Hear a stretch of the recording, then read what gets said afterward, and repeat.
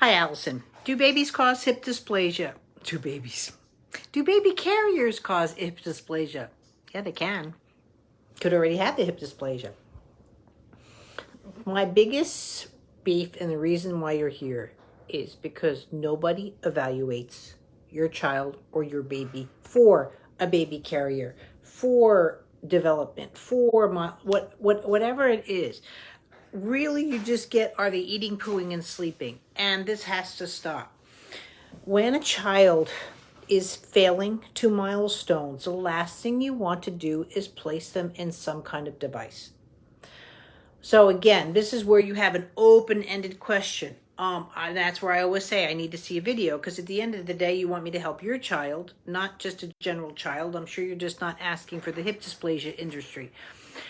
So when you're looking at a child, every baby should have the newborn movement assessment. It's a free course. You can do it off my site. It's just, it's available. The book is available on Amazon. So the newborn movement assessment is going to tell you if your child's ready for milestone development from the second they're born. And it should be done the second they're born, at least within a few hours, but it can be done when they're 65. Then you're going to go to see where they are ready for development. And then you're going to look at my developmental timeline and see if your child's on track for development. And if these two things aren't the cases, you're starting to see that the hips or the knees flop out. You're seeing delays in your milestones, especially if you're seeing issues with plagiocephaly, which is a flat head. You do not want to use a device. A second thing is, too, are they babbling? How are the breathing and language skills? If they fought for breath in their first moments, you don't want to do it. We do not use our muscles for breathing. Now, yes, I can say, hold your breath for 4 seconds, right? But babies don't work that way. They work off of a vacuum. They don't use muscles. So again, lots of these carriers and the way that they're put in them, it makes it too difficult for their breathing. This can impede swallowing skills, speech skills, all sorts of things like that. You don't want them aspirating when they're in these devices. They can overheat.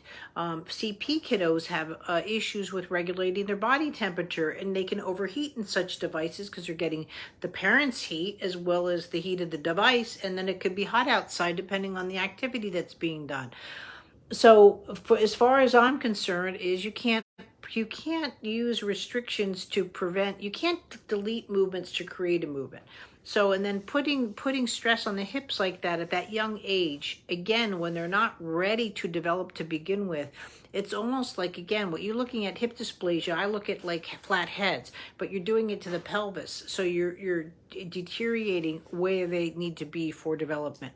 So again, it's not that I'm against baby carriers. I'm against that we don't evaluate the child. Is that child ready for a carrier? And if the answer is no, I still love those flat little buggies. I don't even like a car seat for strolling around the neighborhood. I don't want a 5-point harness.